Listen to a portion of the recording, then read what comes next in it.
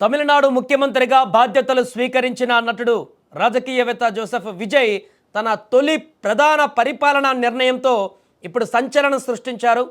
రాష్ట్ర వ్యాప్తంగా ఉన్నటువంటి దేవాలయాలు కానీ విద్యా సంస్థలు కానీ బస్టాండ్లకు సమీపంలో ఉన్నటువంటి వైన్ షాప్లను క్లోజ్ చేయాలంటూ ఇమీడియట్గా ఆదేశాలు కూడా జారీ చేయడం జరిగింది. మద్యం దుకాణాలను తక్షణమే మూసివేయాలంటూ కూడా ప్రకటించడం జరిగింది. అంటే టాస్మాక్ దుకాణాలు మద్యం దుకాణాలు ప్రభుత్వ ఆధీనంలో నడుస్తున్నటువంటివి ఏదైతే ఉన్నాయో వీటి సుమారుగా 717 మద్యం దుకాణాలు ఉన్నట్టుగా గుర్తించారు. సో ఈ 717 మద్యం దుకాణాలను తక్షణమే అప్పటికప్పుడే నిలిపివేయాలంటూ మూసివేయాలంటూ కూడా ఆదేశాలు జారీ చేశారు. 2 వారాల్లోగా ఈ ఆదేశాలను పూర్తి స్థాయిలో అమలు చేయాలంటూ కూడా స్పష్టం చేశారు సీఎం విజయ్. ప్రభుత్వ గణాంకాల ప్రకారం తమిళనాడులో మొత్తం 4769 టాస్మాక్ దుకాణాలు ఉన్నాయి. వీటిలో మూసివేయనున్నటువంటి 717 షాపుల్లో 276 ప్రార్థనా స్థలాలకు దగ్గరలో, 186 వైన్ షాప్స్ విద్యాసంస్థలకు దగ్గరలో, 255 వైన్ షాపులు బస్టాండ్లకు దగ్గరలో ఉన్నట్టుగా గుర్తించారు. సో ఇలాంటి సున్నితమైనటువంటి ప్రాంతాలలో మద్యం లభ్యత పైన వస్తున్న ఆందోళన నేపథ్యంలో ఈ సామాజిక సంస్కరణ చర్య చేపట్టినట్టుగా కొత్త ప్రభుత్వం పేర్కొంది.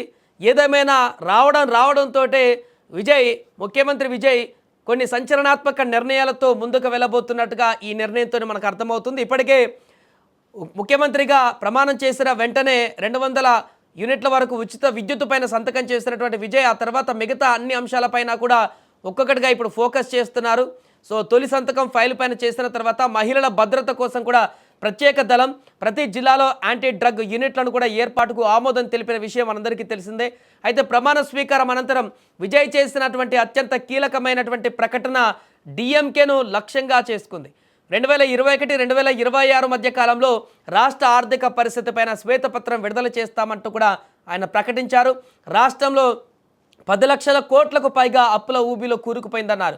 ఖజానా పూర్తిగా ఖాళీ అయింది అని తన తొలి ప్రసంగంలో విజయ్ ఆరోపించారు. ఇటీవల జరిగిన ఎన్నికల్లో విజయ్ నేతృత్వంలోని తమిళగ వ్యతిరేకం అతిపెద్ద పార్టీగా అవతరించి వామపక్షాలు కాంగ్రెస్ మద్దతుతో సంకీర్ణ ప్రభుత్వాన్ని ఏర్పాటు చేసినటువంటి సంగతి మనందరికీ తెలిసిందే. ఆ తర్వాత ఈ యొక్క ఆరోపణలు ఖజానా ఖాళీకి సంబంధించినటువంటి వాదోపవాదాలు జరిగిన తర్వాత నిన్న మరలా మాజీ ముఖ్యమంత్రి స్టాలిన్ ఇంటికి వెళ్ళినటువంటి కలిసినటువంటి సన్నివేశాన్ని కూడా చూడడం జరిగింది. ఏదేమైనా కూడా ముఖ్యమంత్రిగా ప్రభుత్వ పాలనా వ్యవహారాలను పూర్తి స్థాయిలో తీసుకున్నటువంటి విజయ్ ఇక తన నిర్ణయాలతో ముందుకు వెళ్ళబోతున్నట్టుగా కనపడుతుంది. పూర్తిగా గతంలో ప్రభుత్వాలకు భిన్నంగా తన సామాజిక పరమైనటువంటి నిర్ణయాలతో ముందుకు వెళ్ళేటువంటి అవకాశం విజయ్ చేయబోతున్నట్టుగా తెలుస్తుంది.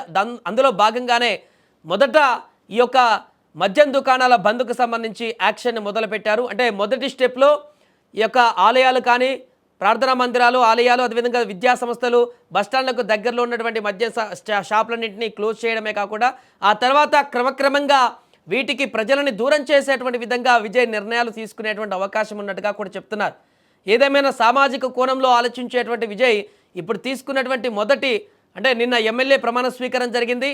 వెంటనే ప్రభుత్వ పరంగా పూర్తి బాధ్యతలు తీసుకున్నటువంటి రోజే ఈ యొక్క తన ఆదేశాలను జారీ చేయడం అనేది రాబోయే రోజులలో ఇంకా విజయ్ ఎలాంటి వ్యూహంతో ముందుకు వెళ్తారు, ఎలాంటి చర్యలు తీసుకోబోతున్నారు, సామాజిక పరమైనటువంటి అంశాలను ఏ రకంగా ముందుకు తీసుకోబోతున్నారు అనేటువంటి విషయం అయితే స్పష్టంగా కనిపిస్తుంది. ఇక విజయ్ ఈ నిర్ణయంతో తమిళనాడు ప్రజలు కూడా ఆసక్తిగా చూస్తున్నారు. పూర్తిగా మద్యం దుకాణాలను కూడా దూరం చేయాలంటూ చాలామంది మహిళలు కూడా చెప్తున్నారు.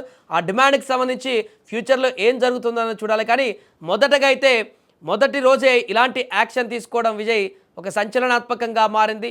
ఇంత బిగ్ డిసిజన్ అని చెప్పాలి. 717 మద్యం దుకాణాలు, ఎందుకంటే ప్రభుత్వానికి ఆదాయం తెచ్చిపెట్టేటువంటి ఇలాంటి వాటిపైనే ఇప్పటికే ఖజానా ఖాళీగా ఉందంటూ చెప్తున్నటువంటి ముఖ్యమంత్రి వాటిపైనే సామాజిక దృక్పథంతో వాటిని వెంటనే మూసివేయాలని చెప్పినటువంటి ఆదేశాలు ఏదైతే ఉన్నాయో ఇది కొంత అతను చాలా బలమైనటువంటి నిర్ణయాల దిశగా అడుగులు వేస్తున్నట్టుగా కనపడుతుంది. ఏదేమైనా విజయ్ తీసుకున్నటువంటి ఈ నిర్ణయానికి సంబంధించిన చర్చ అయితే ఇప్పుడు తమిళనాడులో కొనసాగుతోంది.